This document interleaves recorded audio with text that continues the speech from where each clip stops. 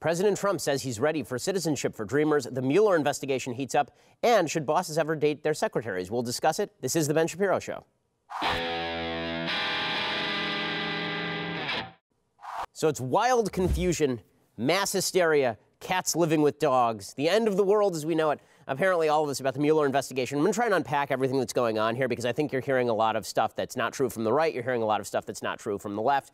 Basically, both sides have preconceived notions of how this narrative is supposed to go, and they're shifting the facts in order to meet those narrative notions. We're going to get into all of that. First, I want to say thank you to our sponsors over at Tommy John. So right now, this very instant, I'm wearing my Tommy John underwear, and they are spectacular. Let me tell you, I am so comfortable. I will only buy Tommy John underwear from now on because that's how good they are. Unparalleled comfort, innovative designs, patented fabrics. They ensure that your underwear will never ride up. You'll never get a wedgie. And listen, as somebody who is 2 years ahead in school, I know what a wedgie feels like. So let me tell you, it's not a great thing. You're never going to have that again once you use Tommy John underwear. Tommy John re-engineered underwear so you'll never have to adjust. There are no more distractions. Everything stays exactly where it's supposed to be at all times, which makes it convenient when you're in meetings because otherwise you look like some sort of perv. So make sure that you're using Tommy John underwear because they are awesome. Their line of comfortable clothing, by the way, also includes undershirts that stay tucked, socks that do not fall down, second skin tees so soft that you won't believe it, plus a choice of smart fabrics for every situation or outfit. And all Tommy John underwear is backed by their best pair you'll ever wear or its free guarantee, so you really don't have anything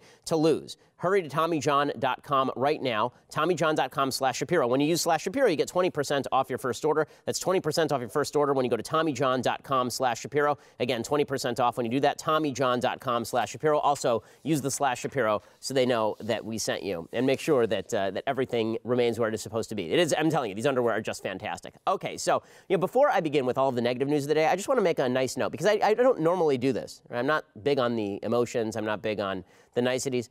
Today is actually a really nice day. Number one, we get to broadcast from the beautiful studios here at the Blaze. So it's very kind of Glenn Beck and team to allow us to use their studio. So that's awesome. But also, I had an experience this morning. I was up very, very early after my UConn speech last night, which went great. It was really fun. There were 500 people showed up, packed house. We would have had another 500-600 people if they'd allowed in the general public, which they should have, and if they had not warned students that they required counseling, if I even showed up on campus. But the event was just great. And I woke up early this morning. I get on the plane.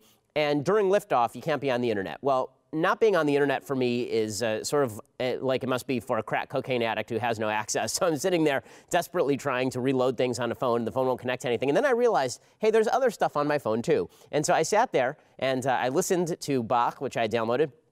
And I watched videos of my kids on my iPhone on a plane taking off at 400 miles an hour, taking me from Connecticut to Dallas. And I just thought to myself, what a phenomenal world we live in. I mean, really, it's amazing. We tend to overlook all of this because we're used to it, because this is the civilization in which we live. We take for granted Western civilization. We take for granted the fact that we live in modernity, the fact that if you have a cold, you have the flu, you just run down to a store and get medicine. Or we take all this stuff for granted. This stuff is the painstaking labor of literally millions of people over hundreds of generations. That's what's brought us to this point. And that just, I think we should sit back and marvel a little bit at that this is the culture, the culture brought us here.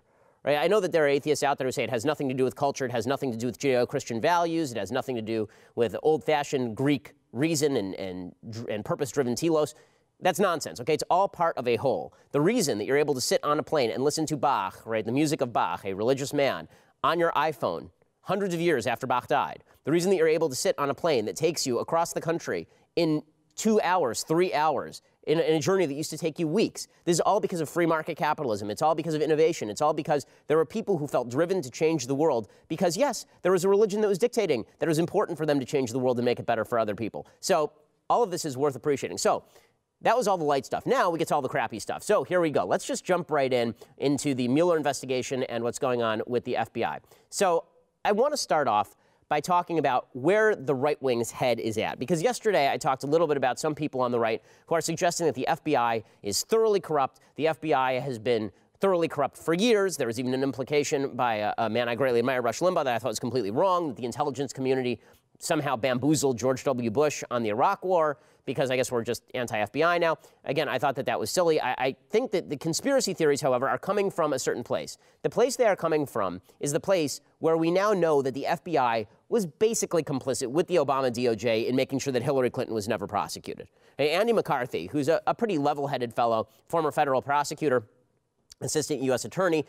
He writes for National Review, and he has a column over at National Review that is really devastating with regard to the FBI and the DOJ and their collusion to prevent Hillary Clinton from being prosecuted. And so here is the timeline that Andy McCarthy lays forth, because it's pretty astonishing. Now, the reason the Obama administration protected Hillary Clinton is because if it turned out that Hillary Clinton was prosecuted for putting a bunch of emails, classified emails, on a public server, on a server that was available to, I mean, it was a private server, but it was available to be hacked. The reason that this was troublesome to the Obama administration is, of course, Obama had been emailing with Hillary on this private server, and he knew that she was not using a government email address. So he was implicated in all of this. So here's the timeline as laid out by Andy McCarthy, and it's pretty damning. Okay, 2 days after the New York Times broke the scandal about Hillary Clinton in March 2015, John Podesta, who was then an advisor to the president and head of Hillary's campaign, emailed Clinton confidant and top State Department aide Cheryl Mills to tell her that the email exchanges between Obama and Clinton should never be disclosed, but instead held because of executive privilege, because they didn't want anybody to know that Obama had known that Hillary was using a private email server. 3 days after that, Obama went on national TV and he lied openly, saying that he'd only learned about Hillary's use of private email, quote, the same time everybody else learned it through news reports. That was not true. But this set off a series of panic-based reactions among Clinton and his aides, among Clinton and Obama's aides. Clinton campaign secretary Josh Sherwin emailed former White House Director of Communications Jen Palmieri, and he wrote, "Jen, you probably have more on this, but it looks like the POTUS said he just found out HRC was using her personal email when he saw it on the news." And then Cheryl Mills emailed John Podesta saying, quote, "We need to clean this up. He has emails from her. They do not say state.gov." So what did Obama do? Well, he had his email communications with Hillary Clinton sealed. So he used the dubious presidential records privilege, according to McCarthy. The White House insisted that it had nothing to do with the content of the emails. It was just to vindicate the principle of confidentiality, right? They just wanted to keep things confidential for no reason, right? For no reason, but it's important to keep things confidential. That, of course, was nonsense. They're trying to protect Obama from the implication that he knew that Hillary was misusing classified information. Right? And then, of course, eventually the FBI let Hillary Clinton off, that Clinton had not intended to harm national security. In August 2017, a letter to FBI Director Christopher Wray from Senator Chuck Grassley and Senator Lindsey Graham said, quote, "According to unredacted portions of the transcripts, it appears that in April or early May of 2016, Mr. Comey had already decided he would issue a statement exonerating Secretary Clinton. This was long before the FBI agents finished their work. Mr. Comey even circulated an early draft statement to select members of senior FBI leadership. The outcome of an investigation should not be prejudged while FBI agents are still hard at work trying to gather the facts." And then, of course, a few weeks after all of that went down, Bill Clinton met with Loretta Lynch on a tarmac in Phoenix, Arizona for a private meeting. McCarthy writes, quote, "On July 1st, amid intense public criticism of her meeting with Bill Clinton, Attorney General Lynch piously announced she would accept whatever recommendations the FBI director and career prosecutors made about charging Clinton." But, of course, she already knew at this time that the FBI was going to let all of this go. Right? Lisa Page, who is the paramour working at the FBI of Peter Strzok, also at the FBI and working on the Hillary investigation, texted Strzok, quote, "This is a purposeful leak following the airplane snafu, since Lynch already knows that no charges will be brought." Okay, finally, on July 5th, Comey held the press conference that started with him saying, quote, "I have not coordinated or reviewed this statement in any way with the Department of Justice or any other part of the government. They do not know what I am about to say." That line from Comey was added after Lynch and Clinton met on the tarmac, and Strzok acknowledged this in a text to Page on July 1st. Lynch, "Timing not great, but whatever. Wonder if that's why the coordination language added." So in other words, it was very obvious that the FBI and the DOJ were coordinating to let Hillary Clinton off the hook before she was even interviewed. Okay, all of this is devastating to the credibility of the FBI. So when you wonder why it seems that there are so many people on the right who are out over their skis with regard to the FBI's investigation into President Trump and Trump-Russia collusion, the answer is their credibility has already been called into serious question because Obama already politicized the FBI. And once the FBI has been politicized, it is fair game to say, was it politicized in order to get President Trump? Because maybe it wasn't just politicized in order to defend Hillary Clinton and President Obama. Maybe it was politicized in order to target President Trump. So now we have this narrative that's been set in the minds of people on the right. The FBI is corrupt. It was out to get Trump, and that's why something evil and terrible is happening right here. On the other side, you have a narrative that's already been set in their minds. Hillary Clinton never, under any normal circumstances, could have lost to President Trump. That means that President Trump only won because Hillary Clinton was shafted by the Russians. Therefore, Trump-Russia collusion must be real, and the FBI must be absolutely pure in every possible way. Bob Mueller, pure. Lisa Page and Strzok. Well, if not pure, then at least they're trying to do the right thing. And so you have these counter-narratives, and they're both based on what people wish were happening as opposed to what is actually happening. So in just a second, I'm going to talk about what is actually happening and President Trump saying that now he wants to testify in front of Robert Mueller and why that is a terrible idea. We'll get to all of that in just a second. First, I want to say thank you to our sponsors over at ZipRecruiter. So it's a new year. That means it's time for you to fire all the people at your company who suck and hire better people. Right? That's what ZipRecruiter.com is for. Not the firing, but the hiring. You need to add new people, and ZipRecruiter.com will get you the best recruits. ZipRecruiter posts your job to over 100 of the web's leading job boards with just one click, and then ZipRecruiter actively looks for the most qualified candidates and invites them to apply. They even review every application to identify those top candidates so you do not miss a great match. And that's why ZipRecruiter is different. Unlike other hiring sites, ZipRecruiter doesn't depend on the right candidates finding you. Instead, it finds them. This is why 80% of employers who post on ZipRecruiter get a quality candidate through the site in just one day. Okay, ZipRecruiter is the smartest way to hire. And right now, my listeners can post jobs on ZipRecruiter for free. For free. Go to ZipRecruiter.com/dailywire. That's ZipRecruiter.com/dailywire. Again, you get to post for free. ZipRecruiter.com/dailywire. Go and check it out. And when you use /dailywire, that also lets them know that we sent you. So ZipRecruiter is the best way to upgrade the personnel at your company. Okay, so back to the Mueller investigation. So yesterday, President Trump was asked about testifying in front of Robert Mueller, or Mueller. I'm never sure how to pronounce his name. I believe it's Mueller. In any case, the question has come up because Mueller apparently wants to interview Trump himself. The reason he wants to interview Trump is not on Trump-Russia collusion. This is where Trump has it wrong. Trump thinks that Mueller wants to ask him, did you cooperate with the Russians? And then Trump thinks, well, I'll say no, and then everything will be hunky-dory. That's not what Mueller wants at all. Right? In just the same way that the FBI did not actually want Flynn to testify about Trump-Russia collusion. They just wanted to catch Flynn in a perjury trap. They just wanted to catch him in a lying to the FBI trap and an obstruction trap. That's what Mueller is doing now. He's trying to set up a pattern, or at least he's trying to find a pattern, whereby President Trump was personally involved in attempting to stifle the investigation into Trump-Russia collusion, even if the collusion never took place. So understand, an obstruction charge does not mean there was an underlying crime. You could obstruct justice without an underlying crime actually taking place. And this is sort of what happened with Bill Clinton. Bill Clinton obstructed justice and was involved in perjury with regard to an affair that he had. Not even with regard to an underlying crime like sexual harassment. It was with regard to an affair. He tried to obstruct justice and committed perjury and lied to the public about all of this. Right? That was good enough to get him impeached in the House. Mueller is moving down the same path right now.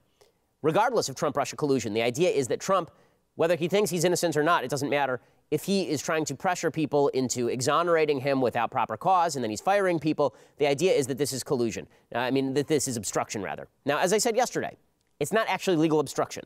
Okay, legal obstruction is a very specific thing.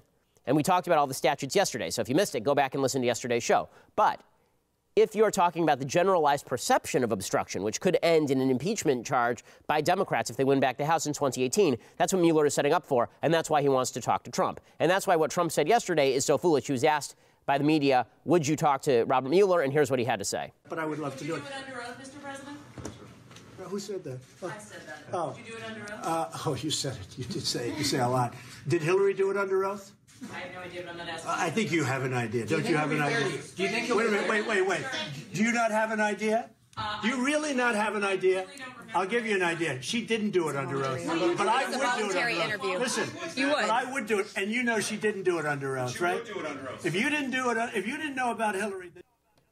Okay, so here's one of the problems for President Trump. He's always trying to out-do Hillary Clinton. So he says, well, yeah, she talked to the FBI, but she didn't do it under oath. I'll do it under oath. Okay, a couple of things here. One, lying to the FBI is a crime whether you're under oath or not. You don't actually have to be under oath. If you lie to the FBI, this is now considered obstruction, and you can be charged. This is what happened to Mike Flynn. He was not under oath when he lied to the FBI. They are charging him with obstruction of justice anyway, and he could do up to 5 years in a federal pen for that, right? So Trump should not go in front of Mueller. The reason he shouldn't go in front of Mueller is you may have noticed that our president is rather fond of mouthing off. He's rather fond of making grandiose claims. He's rather fond of saying things that may not be wholly true. Well, if you step off the beaten path with Robert Mueller, you are going to get smacked. Right? Bill Clinton is a lawyer, and a pretty smart lawyer at that. Bill Clinton got caught in obstruction charges by Ken Starr. And Bill Clinton was very careful. I mean, Bill Clinton was so careful that in that testimony in front of a grand jury, he was asked whether he is having an affair with Monica Lewinsky. And he said it depends on what the definition of is, right? Because he was trying to parse is. He was saying, right now, I am not, but maybe before I did. This was made fun of, obviously, but that was good lawyering by Bill Clinton. Didn't matter. He still ended up in an obstruction of justice charge. The same thing could happen here with President Trump. No lawyer worth his salt will allow Trump to get in a room with Mueller. Trump should not get into a room with Mueller. And that is not a defense of Trump being innocent on any of this stuff. That's just saying if I were Trump's lawyer, there is no way in hell I allow President Trump to be in a room with a lawyer or without a lawyer. I say to Robert Mueller, you submit to us written questions, and then we will answer your written questions as we see fit. Right? That's what Trump should be doing. Now, is it good for Trump to say he's willing to meet and then his lawyers are just stopping him? Probably. I think that it's probably good for Trump to say that. But if Trump is taking this seriously and he actually wants to meet with Mueller, that would be ridiculous. That would be a mistake. I mean, you can see how this would be a mistake. So he was asked yesterday by the press if he had asked Andrew McCabe, then the deputy FBI director, he was at that point the interim acting FBI director, he supposedly asked McCabe who he voted for. And Trump says this in front of the media about McCabe and asking him who he voted for. Did you ask McCabe who he voted for? Did you ask him that? I don't think so. No. You don't think you did? No, I don't think I did. You don't? You did not. I don't know what's the big deal with that, because I would ask you who did you vote for? I don't think it's a big deal, but I don't remember that. I saw that this morning. I don't remember asking him that question. Okay, I don't remember asking him that question, and no, I didn't are two different answers. So you could actually be charged with obstruction, theoretically, if you said, no, I didn't ask him that question. And then Andrew McCabe said, yes, you absolutely did ask me that question. And then Trump says, well, I don't remember. Right? The original answer can be used in an obstruction charge. This is part of the problem. Because Trump talks a lot, he could get himself in serious trouble with the lawyers very, very easily. No lawyer, including Joe Pesci and my cousin Vinny, with the full-on clown velvet suit, would allow President Trump to get in a room with Robert Mueller. It would be the height of stupidity to do this. Now, as I say, and I said yesterday, I think we are on the verge of what could be a constitutional crisis if Robert Mueller decides to not indict Trump, because he can't really indict Trump for obstruction of justice, but simply to say, I see a case for obstruction of justice here. It could lead to a serious crisis where the right says, listen, it's not obstruction. He can't be impeached on a non-crime. And the left says, all this stuff looks a lot like sort of commonplace obstruction, and there are no limits in the Constitution for what you can be impeached about. And so you'll have the right defending bad behavior, and you'll have the left trying to condemn somebody or convict somebody based on non-criminal behavior. Alan Dershowitz points this out yesterday. Dersh is a more practiced lawyer than I am, but he and I come to the same conclusions on this one. What do you think the investigation is now? Is it the investigative part? Is it near the end? Well, I worry that it's toward obstruction of justice, and that would create a constitutional crisis. If the president were to be charged with obstruction for simply exercising his constitutional authority, firing Comey, telling Comey not to investigate Flynn, those are all within the president's constitutional authority. Okay, so Dershowitz is correct about this, and it could create a serious problem. Now, with all of this floating around, as I say, there are two narratives that have been created. Narrative number one, Mueller must get Trump because Trump is guilty of something, and if all he can get him on is obstruction of justice, then he is the righteous guy. He's the knight the knight in the shining armor on the white horse, riding in the Deus Ex Machina, who's going to take Trump out of office. This is the narrative from the left. The narrative on the right is that the FBI and Mueller and all of them are corrupt, that they are thoroughly shot through with corruption, that they are all out to get President Trump. Now, the leading edge of the spear here is, of course, Devin Nunes, the chairman of the House Intelligence Committee. And he has come forward with this 4-page memo that supposedly summarizes all of the problems with FISA warrants and intel gathering in the Trump-Russia collusion investigation. The suggestion being that all of this investigation has been corrupt from the very beginning.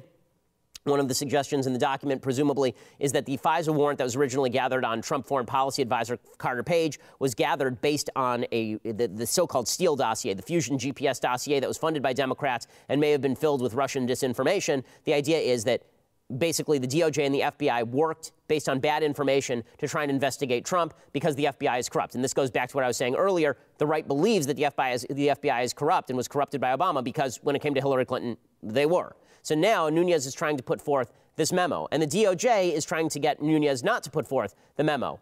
So what exactly is in the memo?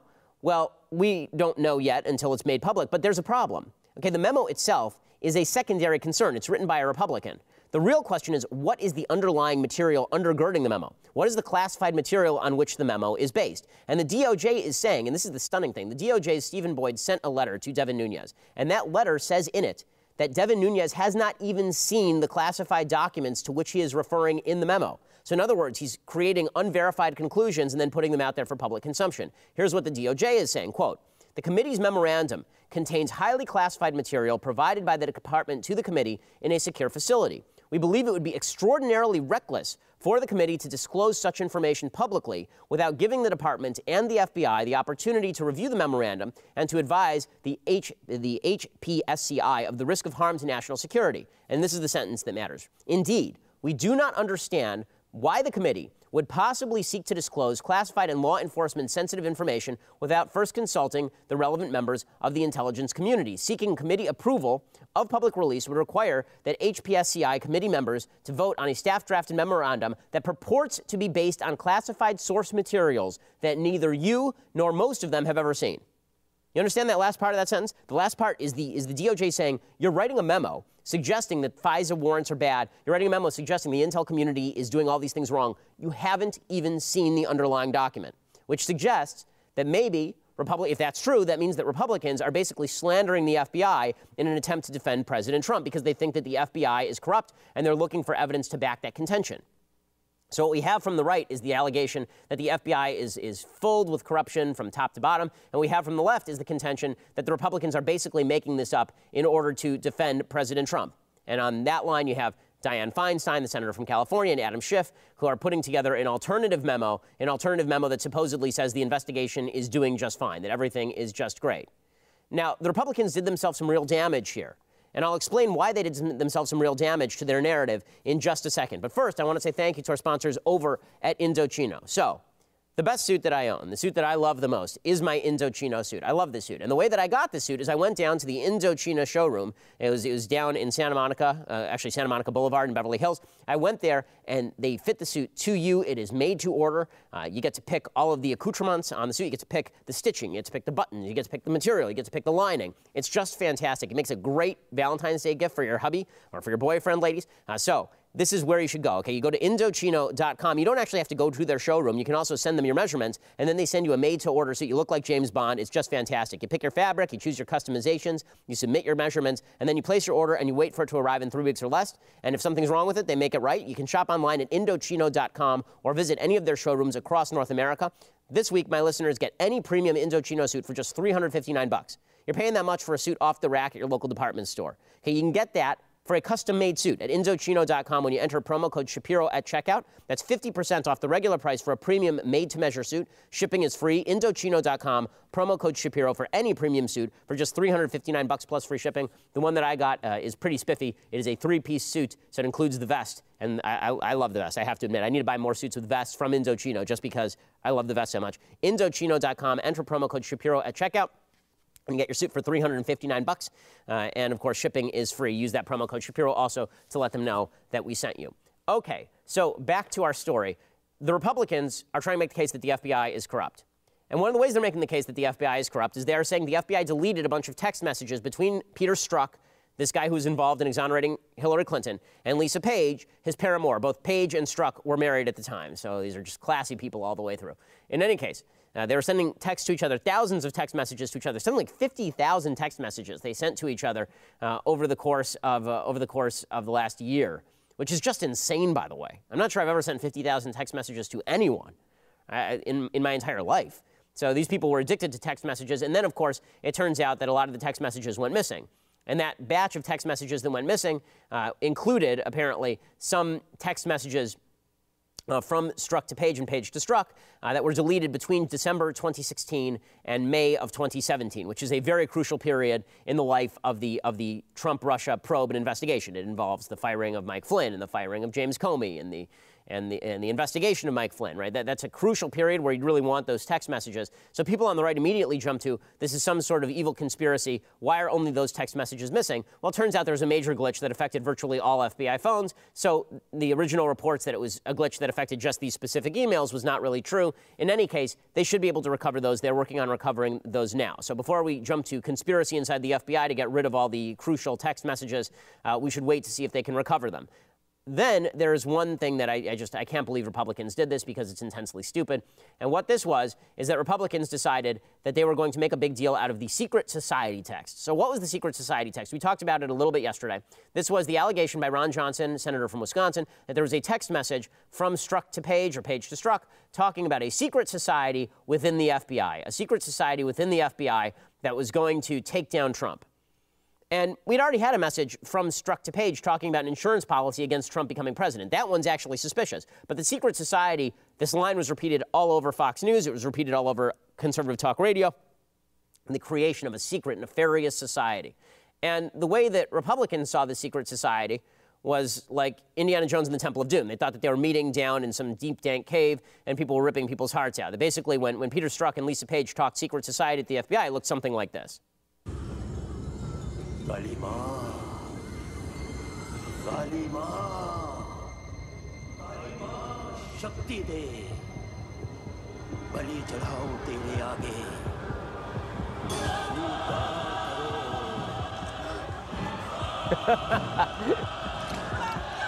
Oh, no! Ah! And that's what was happening at the secret society, right? Was Kali Ma was happening at the secret society. What it turns out is that the secret society really wasn't that. It looked a little bit more like this in reality.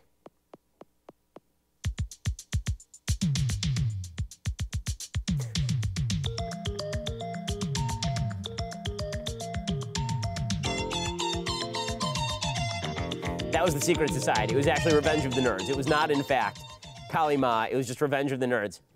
Also, that guy can't play violin. That is a very poor imitation of someone playing violin. In any case, it turns out the secret society texts were a bunch of nothing. And Republicans made themselves look really foolish here. Trey Gowdy, who's a very good congressman, Republican from South Carolina, here's what he had to say about the secret society texts yesterday.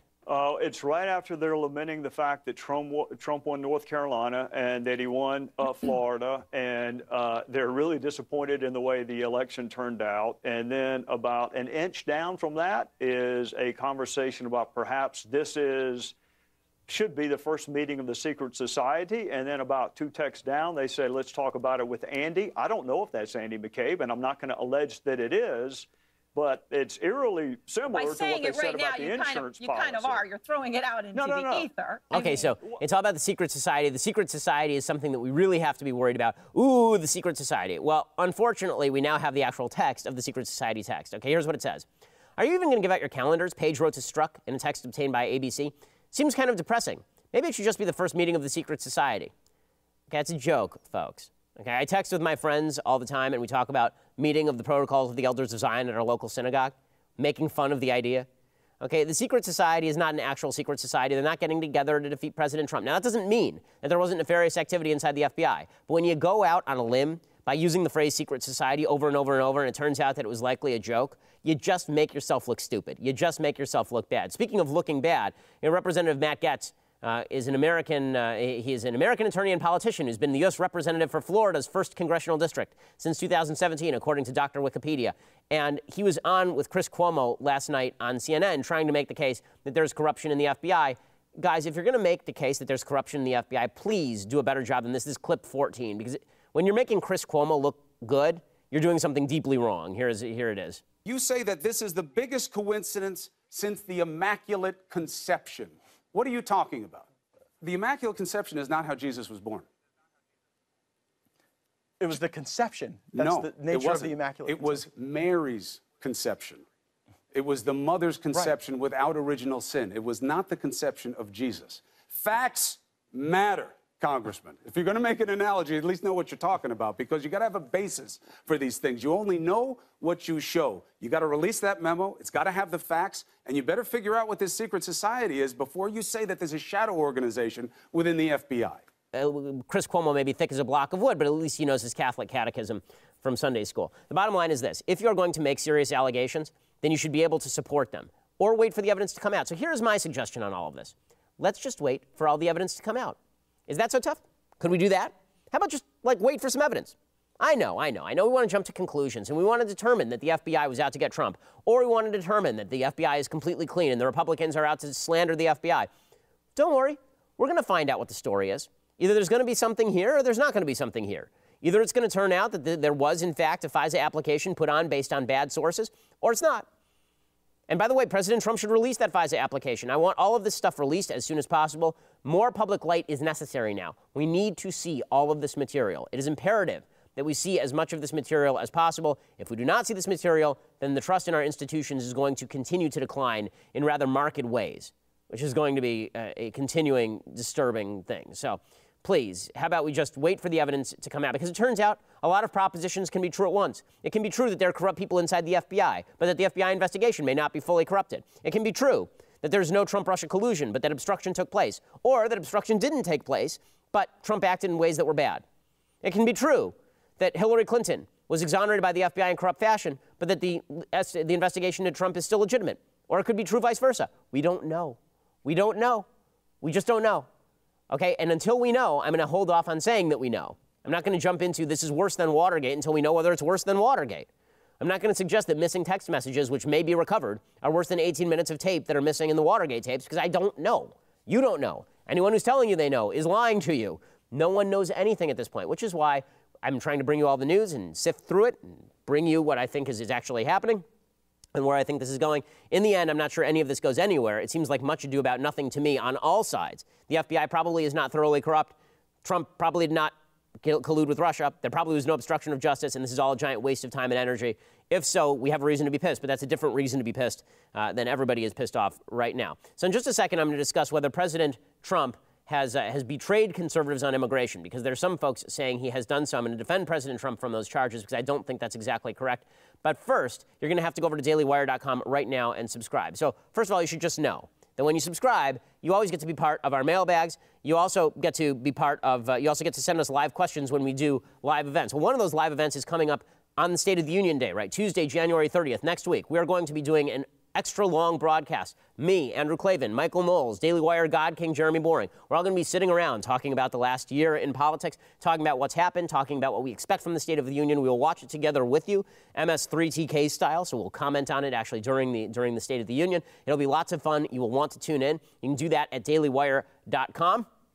We'll be mocking each other. I'm going to try and shave Knowles' head. It'll be a good time had by all. Again, that's Tuesday, January 30th, 8 p.m. Eastern, 5 p.m. Pacific. And again, when you subscribe to dailywire.com, you can actually send us questions, which we will answer from the Daily Wire chat room. Follow us on Facebook, YouTube. Get notified when we go live so we can spend every terrible moment of the State of the Union together. I hate the State of the Union address, no matter who is giving it. I think it's an absolute imperialistic BS nonsense event. But we'll be there and you'll hear me be bitter, which, I mean, hell, you're turning in every day to hear me be bitter. So 3 hours of me being bitter what's better than that? Sounds fantastic. My wife has to do it every evening. In any case, State of the Union address, tune in January 30th, 8 p.m. Eastern, 5 p.m. Pacific. Subscribe at dailywire.com, $9.99 a month. You can be part of all of that, or our annual subscription.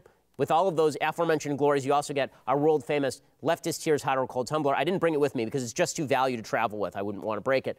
It is just too special. So make sure that you get your Leftist Tears Hot or Cold Tumbler. If you just want to listen later, go over to iTunes, SoundCloud, Google Play, Stitcher, and subscribe to our channel on YouTube. We always have great new videos coming out. We have some videos that we're going to put up from my speech at University of Connecticut, where I am told there were at least a couple of thug life moments. So check that out at youtube.com. And as I say, you can listen on any of these apps. We are the largest, fastest growing conservative podcast in the nation.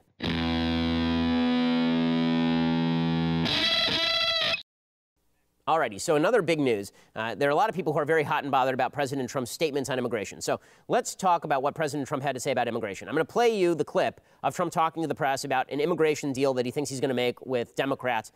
This is clip 15, Trump talking about immigration with the press yesterday. We want great border security.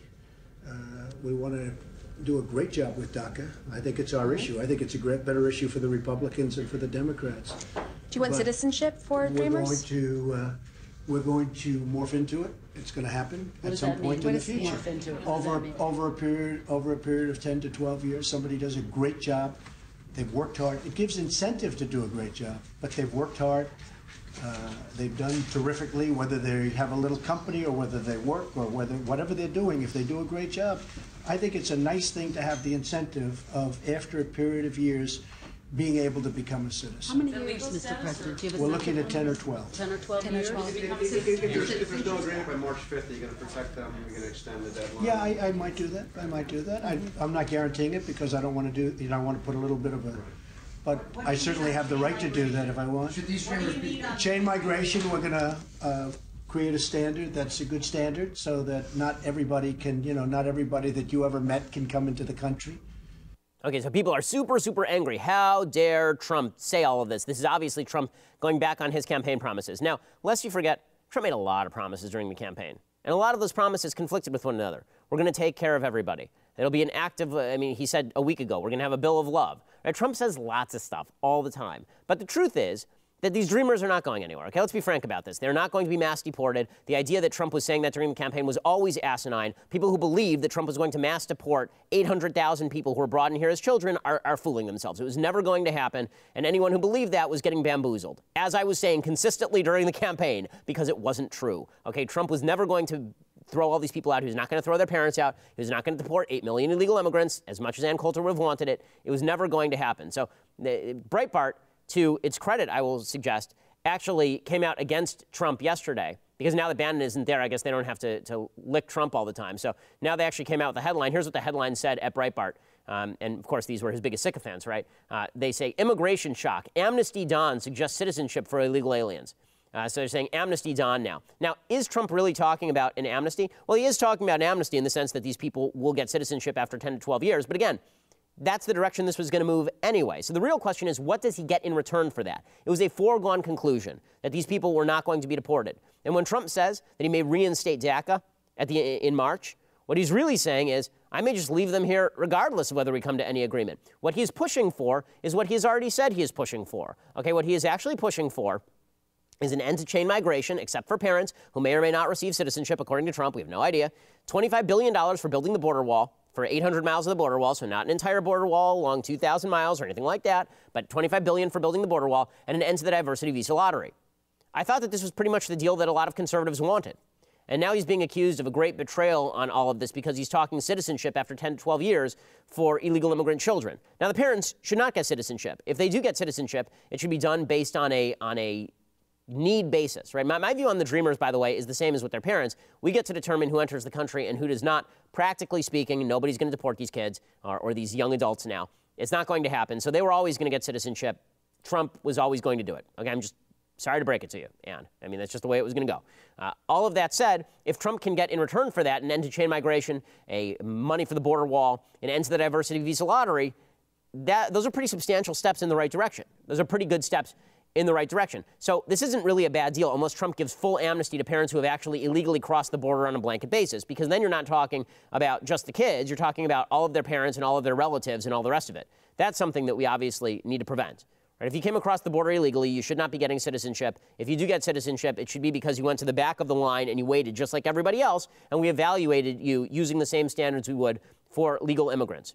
But this idea that Trump has somehow betrayed the trust of his base, I don't really see that too much. Now, Trump did make a boo-boo in this interview, right? You heard him at the very end say that he may reinstate DACA, right? You heard him say that. He said at one point that he may actually just leave people here. He may reinstitute President Obama's executive amnesty.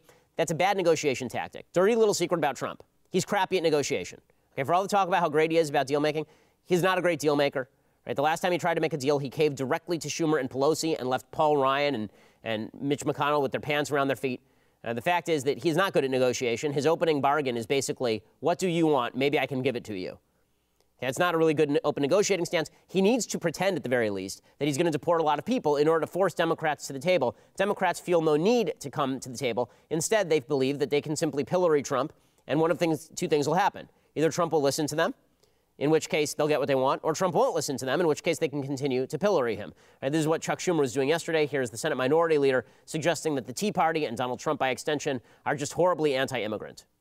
Well, first, the hard right has always opposed immigration. Donald Trump ran on an anti-immigration platform. The Tea Party's one of their fundamental values is anti-immigrant, which is horrible, disgusting, but that's who they are. Okay, this is nonsense. The Tea Party's value is not anti-immigrant. The Tea Party was about government spending. I'm not anti-immigrant. I'm libertarian on immigration, actually, if there's no welfare state and if we're not talking about people voting. The fact is that there's a wide variety of opinion within the Republican Party about immigration.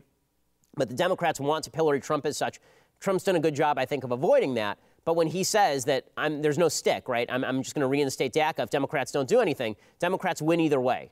Right? Either Trump doesn't reinstate DACA, in which case they get videos of him deporting people, or Trump does reinstate DACA, in which case they say, we got Trump to surrender without him gaining anything in the bargain.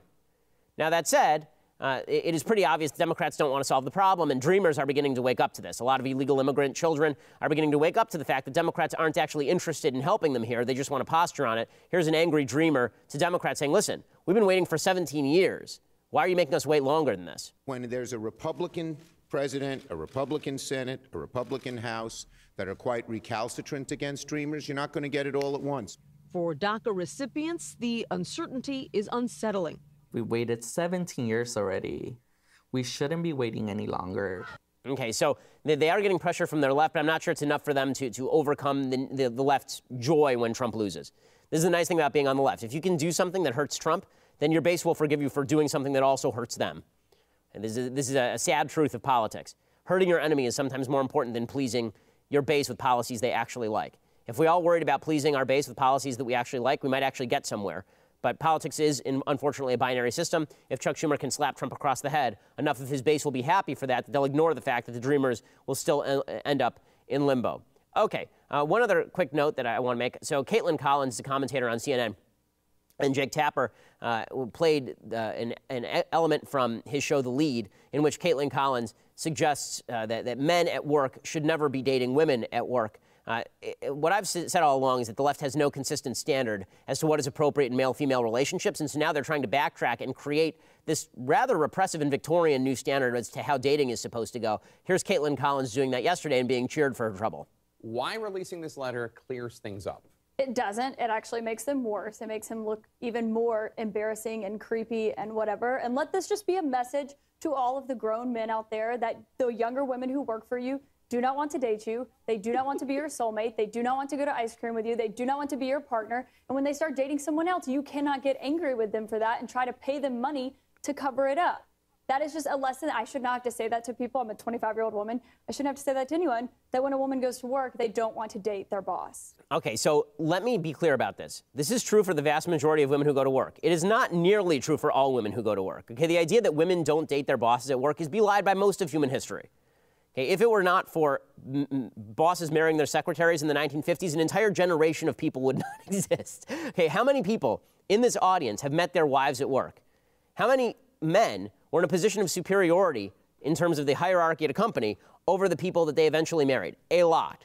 Okay, just because a hierarchy exists doesn't mean that the woman is being forced to date the guy. What we want to avoid is the man using pressure to date a woman. But the idea that every woman may never be asked out on a date by her boss, that, of course, is asinine. And to this effect, I will bring to your attention one Jimmy A. Kimmel. I don't actually know his middle initial. I will bring to your attention one Jimmy Kimmel. Okay, Jimmy Kimmel is currently married to a woman named Molly McNerney. Okay, Jimmy Kimmel was her boss. She started on his show 10 years ago as a writer's assistant and rose through the ranks, and Jimmy eventually started dating her, right? Eventually they started dating, and then they got married, and now they have a kid together. Right? She says, when I first met him, he insulted me. The executive producer brought me into his office and said, "This is Molly, she's my new assistant." Jimmy barely looked up from his desk until my EP said she competes in triathlons. And then Jimmy looked up at me and said, "That is really stupid. What a waste of time." That was probably the first and only thing he said to me the entire first year of working there. And then Glamour magazine asks Jimmy Kimmel's wife, "Did you have any inclination early on this was a guy you'd eventually marry?" And Molly says, "Jimmy gets a little insulted when I say this, but I never once thought of him that way or looked at him in that way. I really didn't. I'd worked for him so long, and I was in a relationship, and he was in a relationship, so it never occurred to me. And that's workplace 101. You don't date your boss." Except for how she married him. And it says, "When did things turn romantic?" 4 years ago. All the writers would socialize after the show, and we'd just hang out more and more. We really liked each other as friends, and then it kind of turned. He cooked for me, and that was it. It sealed the deal.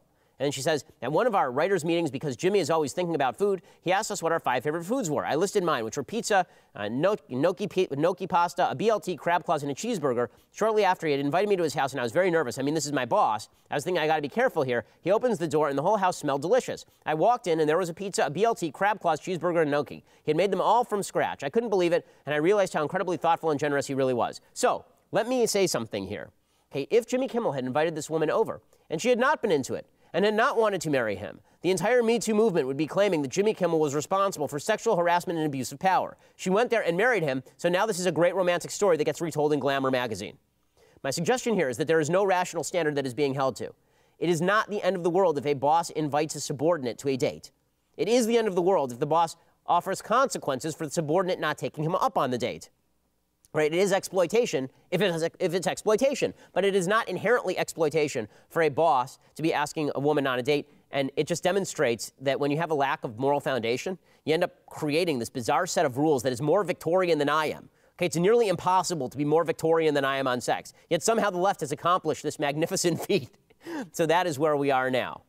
Well, tomorrow, I'll have a lot more to talk about. Burger King has now joined the left-wing resistance and is actually putting out ads against net neutrality. We'll talk about that tomorrow. Plus, I have some thoughts on the Larry Nassar trial, but we will have to get to that tomorrow, so stick around for that. I'm Ben Shapiro. This is The Ben Shapiro Show.